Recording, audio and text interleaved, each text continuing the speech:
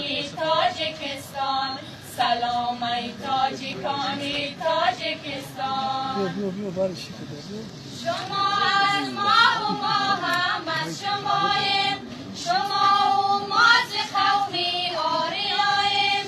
قسم با روی پاکی رند شیراز که ما از خون جمشید رویماییم، که ما از خون جمشید رویماییم. زبانی ما زبانی رودکی است، زبانی ما و قلبی ما یکی است. بزرگی مرز را با ما نسازید که امورود باری کوچکی است، که امورود باری کوچکی است.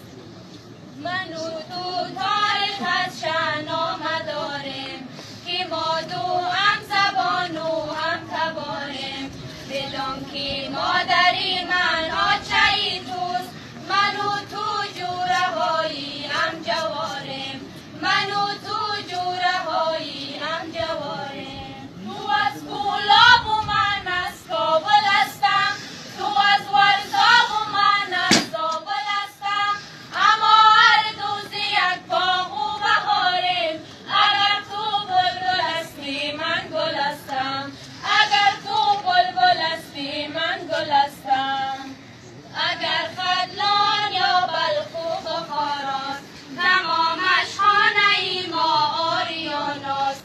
من و تو وارثی ملکی سرابیم، کیم تامین امرودا به از ماست، کیم تامین امرودا به از ماست. تو اصلا از بدخشانی من از ونج، ز نسل پارسیانی سخن سنج.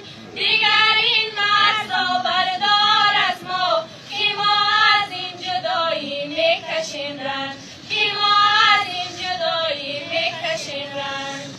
من و تو از تباری تاجیکانیم، بسر تاجی خراسانی بمانیم. سرودی هم